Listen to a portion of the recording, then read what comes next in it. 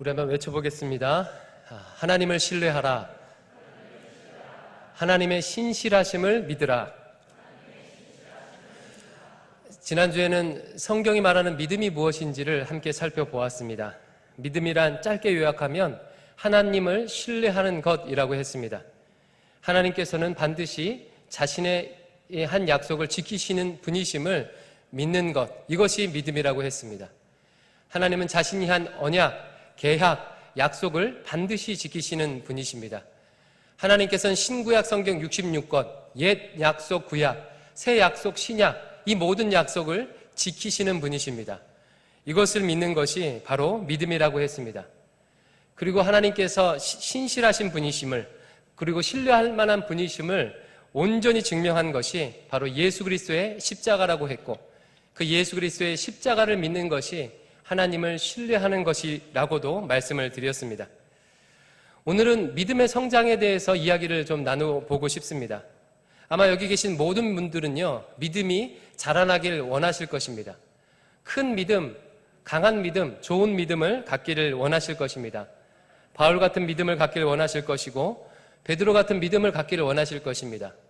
그리고 함께 청년부 생활을 같이 하는 분들 중에서 또 좋은 믿음의 본을 보이는 선배들이 있다면 그분들을 따르고 싶을 것 같아요. 선영이 언니 같은 믿음, 또 성임 형 같은 믿음을 갖고 싶으실 것입니다. 예, 맞죠? 그리고 자신의 믿음이 작은 것을 보면서 부끄러운 마음도 드신 분이 계실 수도 있습니다. 그래서 오늘은요, 믿음의 성장에 대해서 이야기를 나눠보고 싶은데요. 여러분, 먼저는 이것부터 좀 풀어보겠습니다.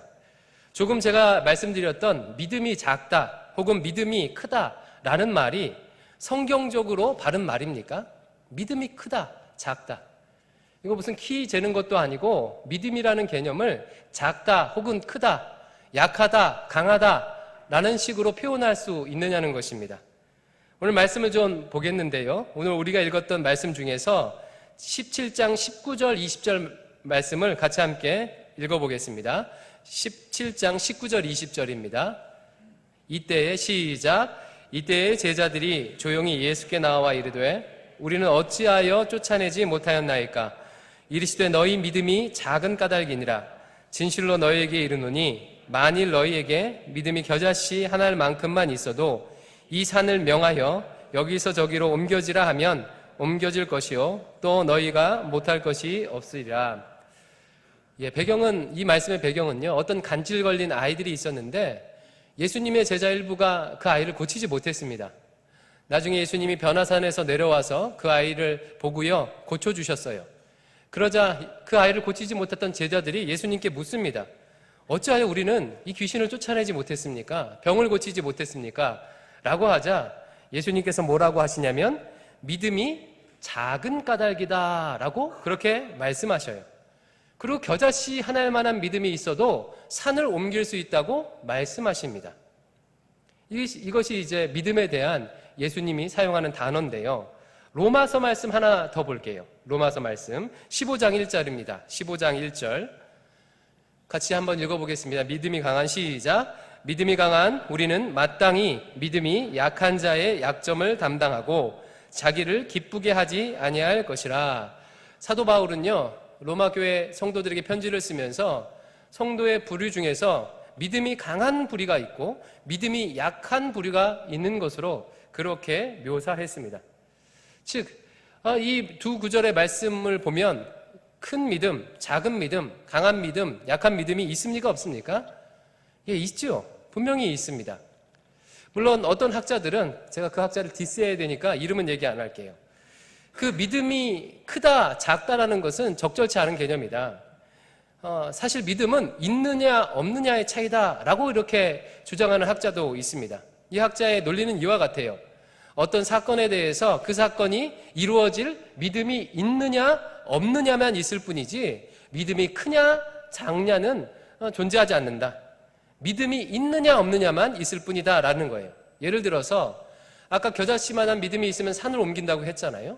그러니까 이 분은 이걸 어떻게 해석하냐면 산을 옮길 만한 믿음이 있느냐 없느냐 이 둘 중에 하나지 믿음이 더 크냐 작냐 이것이 아니라는 거예요.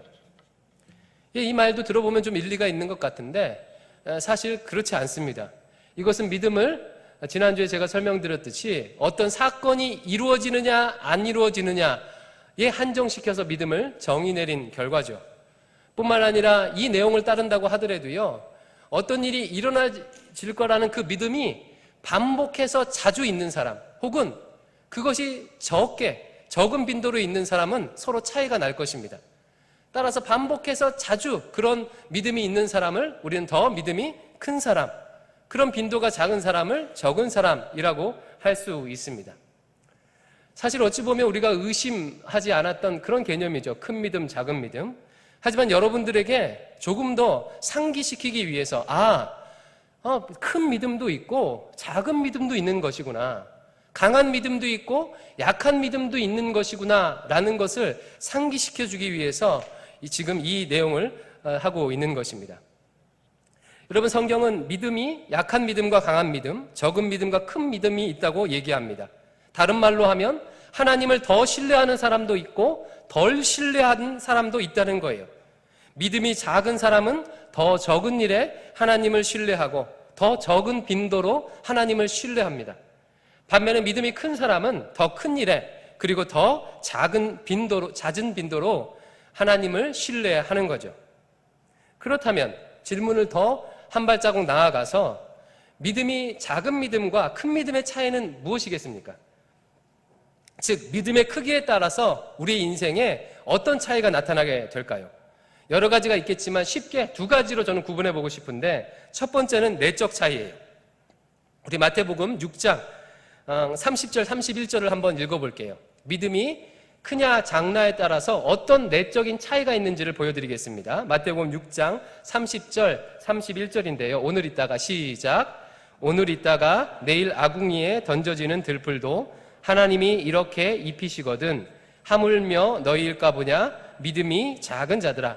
그러므로 염려하여 이르기를 무엇을 먹을까, 무엇을 마실까, 무엇을 입을까 하지 말라. 이 말씀 보면요, 믿음이 작으면 염려와 근심이 있대요.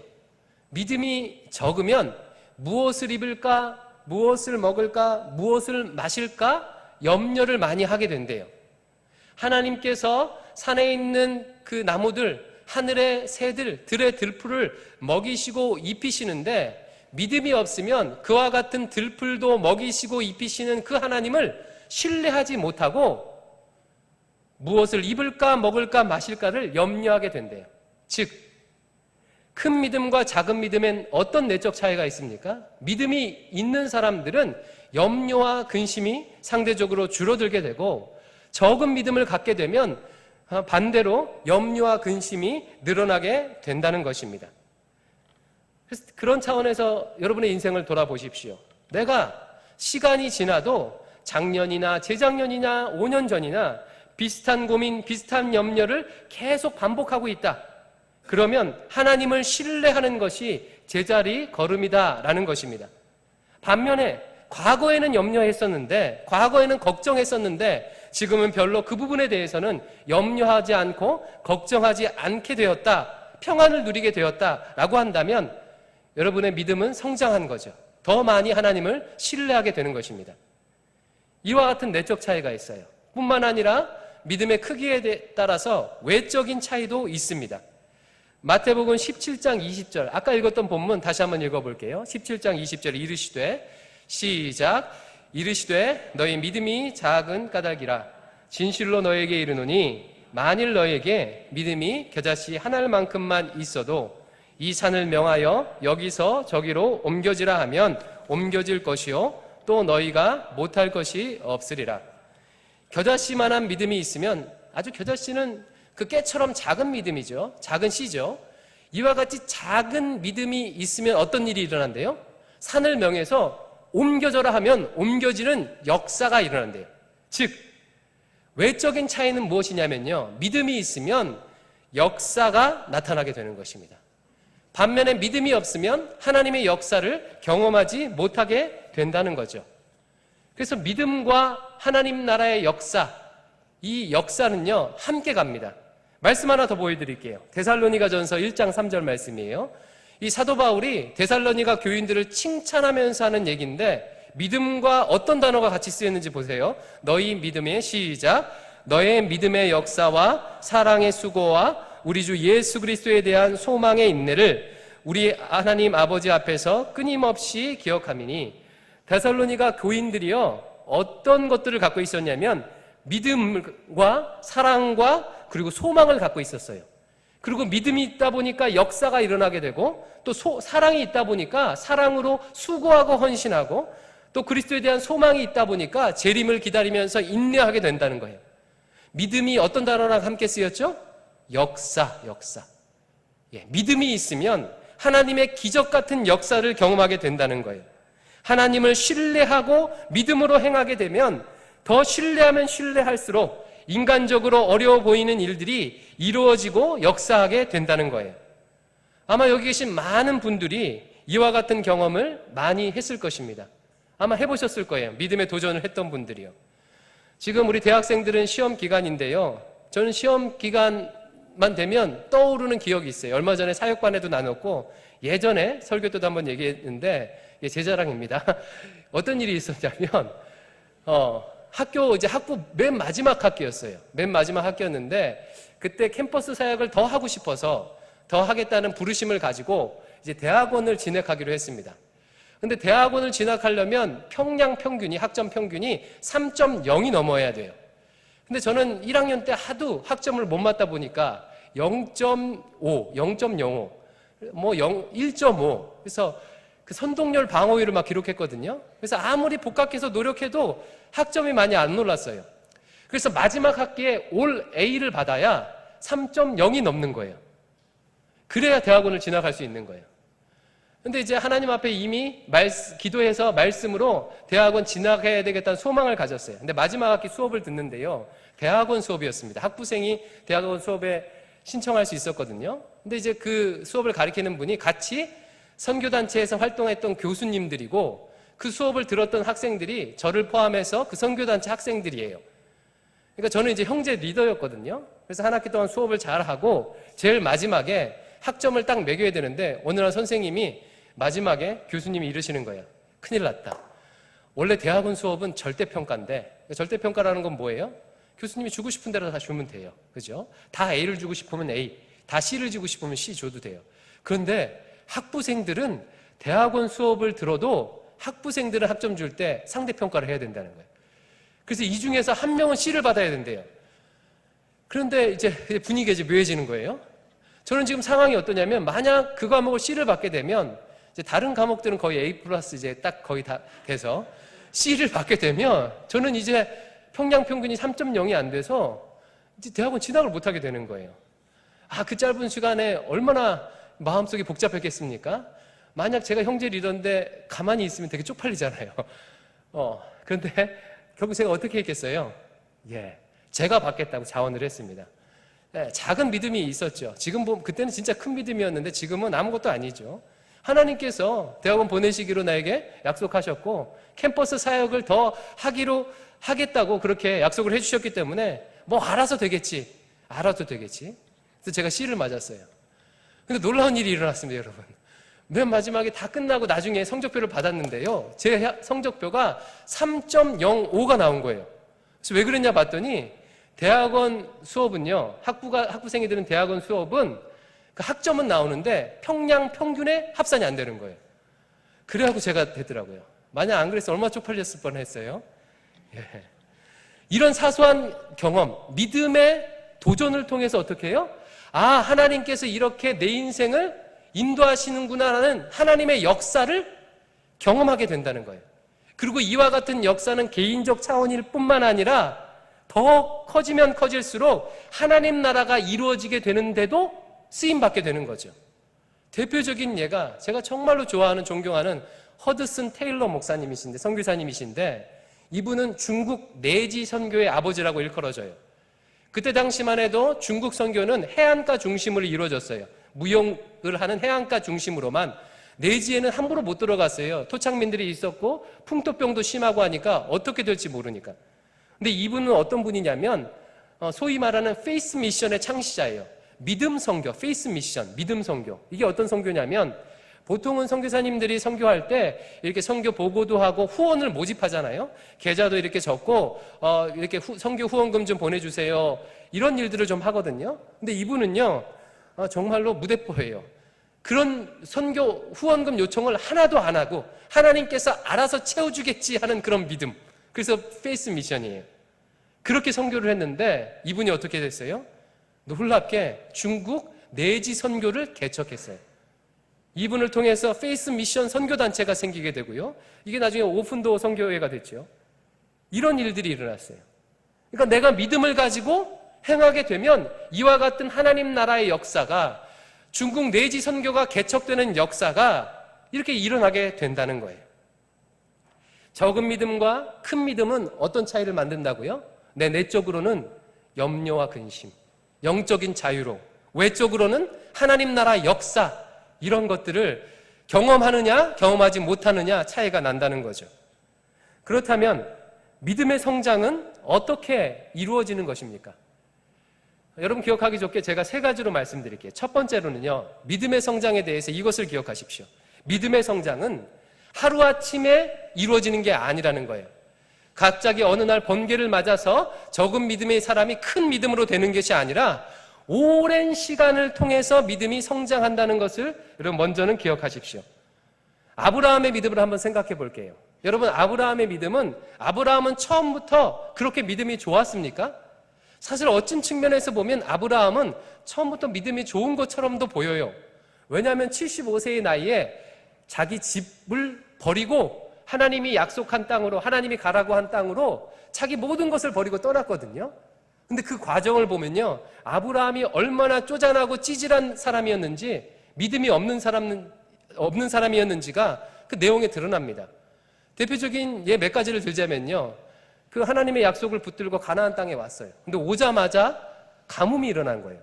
그러니까 가뭄이 일어나니까 그 약속의 땅을 버리고 애굽으로 갔습니다. 그 약속의 땅에 보내신 하나님께서 채우실 것을 믿고 기다리는 것이 아니라 약속의 땅을 버리고 살려고 물자가 풍부한 애굽으로 갔어요. 근데 애굽으로 갔는데 자기 부인이 굉장히 이쁜 거예요. 근데 그때 당시만 해도요, 굉장히 치안이나 여러 가지 상황이 안 좋은 때 아닙니까? 왕이나 족장들이요, 외부 나그네가 왔을 때 그의 부인이 아름답고 그러면 그 남편을 죽이고 취하는 일들이 심심치 않게 일어났어요. 그래서 혹시 그런 일이 일어날까봐 두려워서 자기 부인 사라를 뭐라고 그랬어요? 자기 누이라고 속였어요. 누이라고 하면은 바로 그 애굽 왕이 얼마나 잘해주겠어요, 그렇죠? 이렇게 속였단 말이에요. 정말 찌질해요. 이런 일도 있었고요.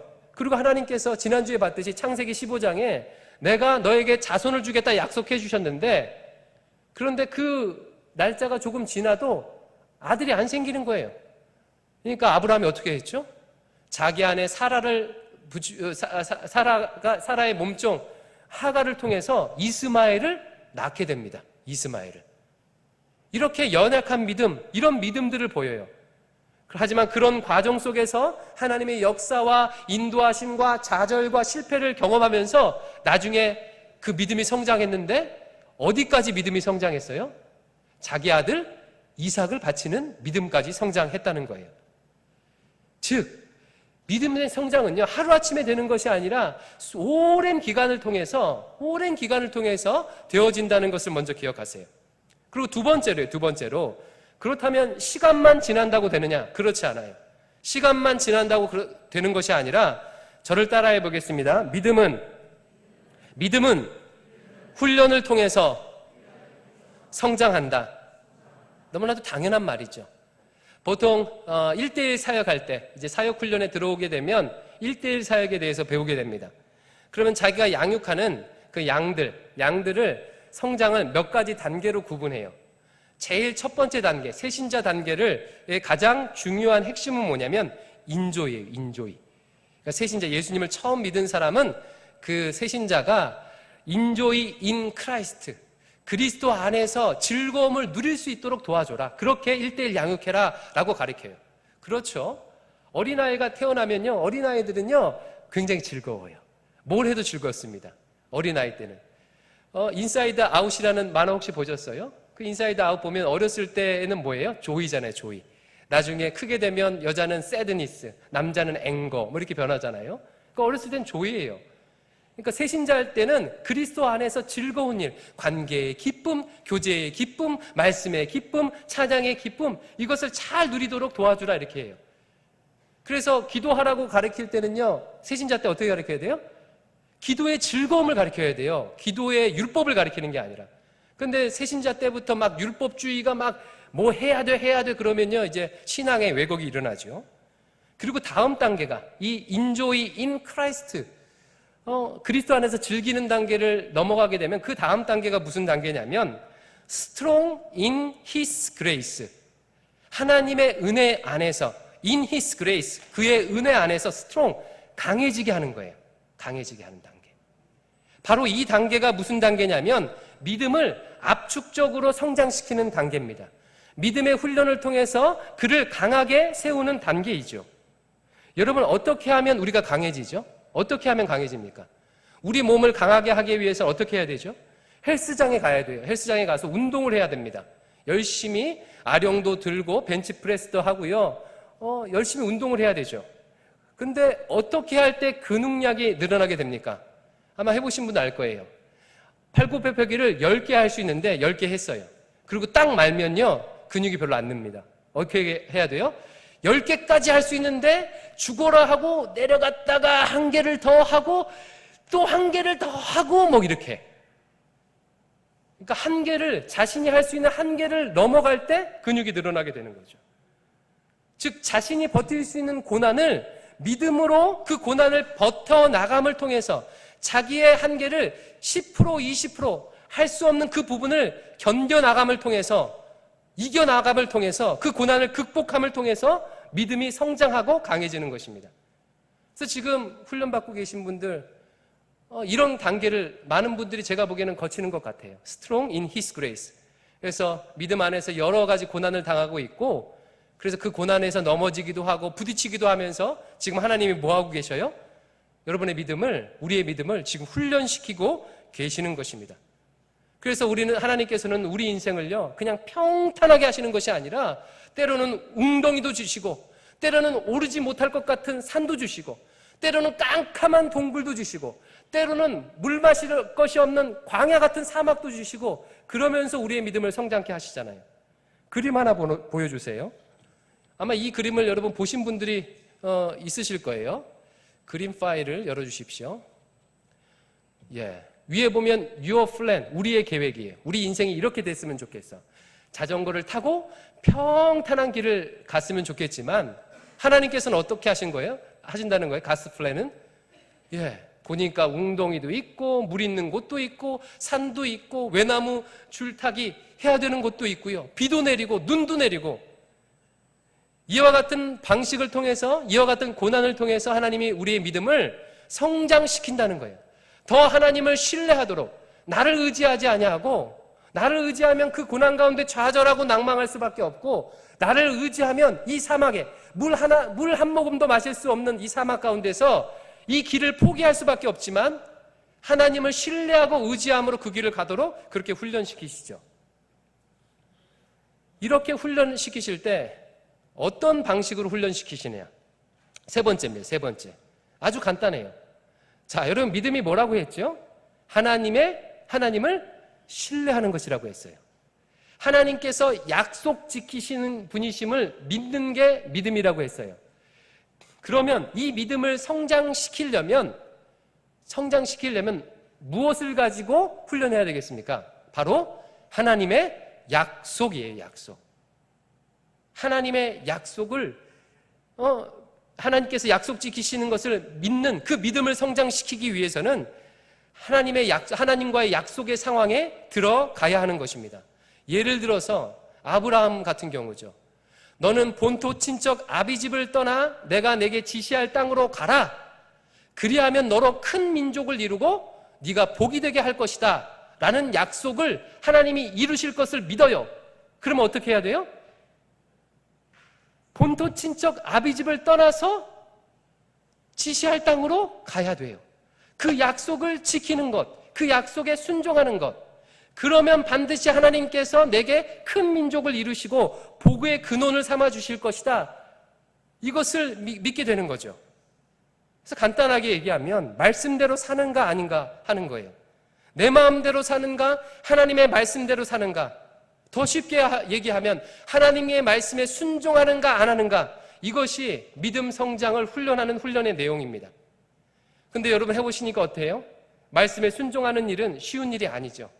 내 생각과 경험을 뛰어넘어 일반적인 삶의 방식을 뛰어넘어야 돼요. 그리고 내려놓아야 하고 헌신해야 되고 때로는 희생해야 되고 때로는 자존심을 버려야 해야 합니다.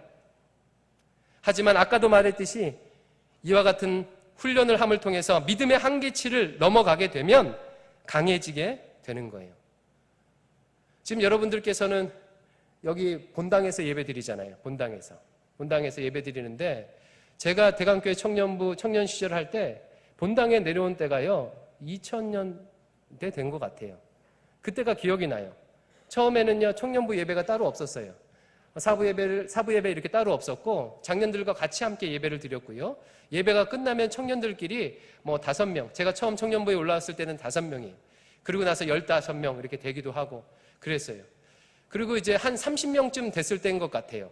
청년부 예배를 따로 드리게 됐는데 여기 3층 교육관에서 따로 드렸습니다. 근데 그때 제 마음속에 본당 가서 너무 예배를 드리고 싶은 거예요. 예배를. 제가 청년부에서 장기 집권을 했어요. 4년 동안 청년부 회장했거든요. 예, 되게 재수없죠.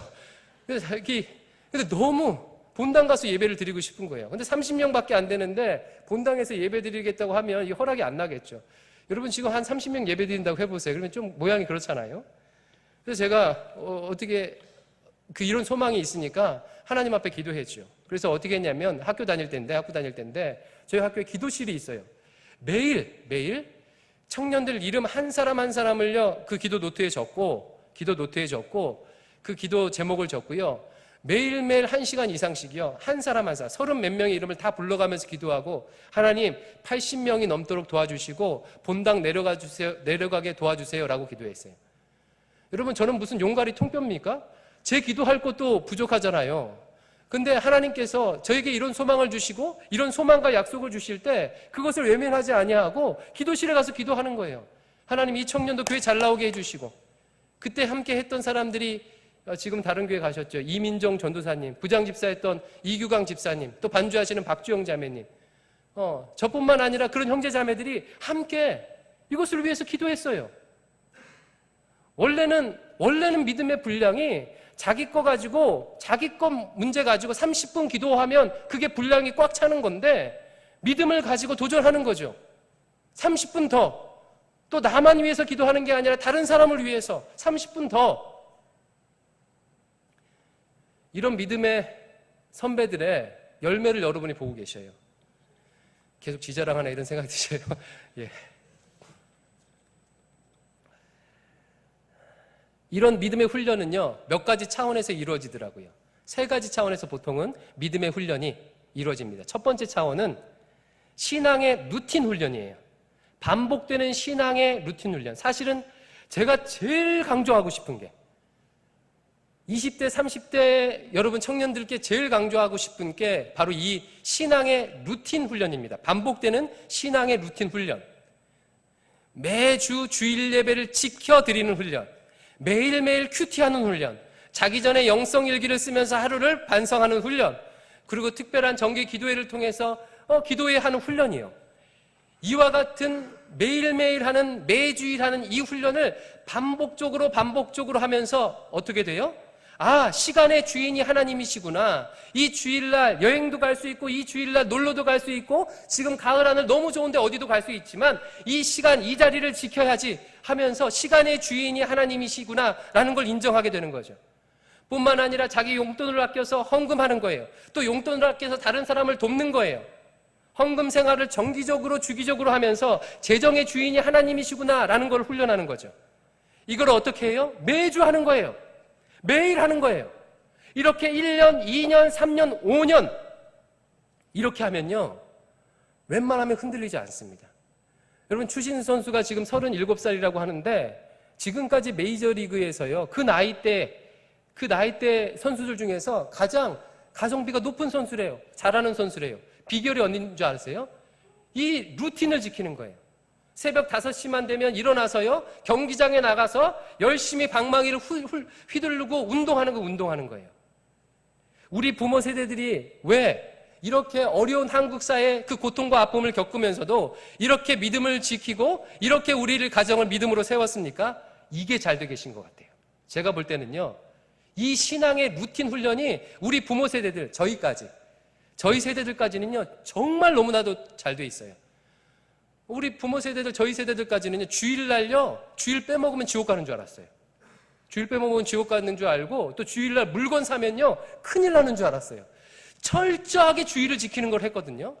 그래서 토요일 저녁만 되면요, 옷을 꺼내서 다리고요, 그리고 돈을 꺼내서 헌금을 해야 되는데, 어떤 분들은 신권으로 바꿔오고, 신권을 못 바꾼 사람들은요, 다리미로요, 돈을 빳빳하게 다려서 그렇게 헌금을 했어요. 그거를 한 주, 2주 하는 게 아니라 몇 년씩 한 거예요. 그걸 통해서 뭘 하는 거예요? 아, 내 삶의 주인이 내가 아니고 하나님이시구나. 하나님께서 내 인생의 주인이시구나를 이렇게 해나가는 거예요. 그러다 보니까 이것이 완전히 몸에 각인되고 익혀지는 거죠. 완전히 습관이 돼서 나오는 거예요. 어떤 환경에도 예배드리고 어떤 환경에도 큐티하는 거예요. 제가 대학교 때 그 내비게이터 훈련 받을 때도 마찬가지예요. 아침에 7시 반만 되면 모여서 큐티를 했어요. 영교시 시험, 8시 시험 있는데 그래도 선교사님 와서 큐티를 하래요. 큐티가 제대로 되겠습니까? 안 되죠. 앉아있으면 8시 시험인데 지금 성경이 읽혀요? 빨리 끝내야지. 아유, 늦게 들어가면 어떡하나. 그래도 해냈어요. 그거를 하고 가서 시험을 보고 했어요. 이런 식의 훈련을, 루틴을 계속하다 보니까 이제는 그것이 몸이 배어서요, 어떤 환경에도 하나님의 말씀 중심으로 살게 되는 것이 자연스럽게, 억지로 힘을 내고 작정하고 결단해서가 아니라 자연스럽게 나오는 겁니다. 이 루틴 훈련 정말 강조하고 싶어요. 제자 훈련할 때 하잖아요. 제자 훈련할 때. 여러분, 힘들어서 제자 훈련 숙제 안 하고 큐티 안 하는 게 아니에요. 우선순위가 뒤로 밀려져서 그래요. 아무리 힘들어도 밥은 먹잖아요. 아무리 힘들어도요, 학교는 가잖아요. 아무리 힘들어도요, 직장은 가잖아요. 그러니까 우선순위가 뒤로 있어서 그래요. 훈련이라는 건 뭐예요? 우선순위가 여기 있다는 거예요.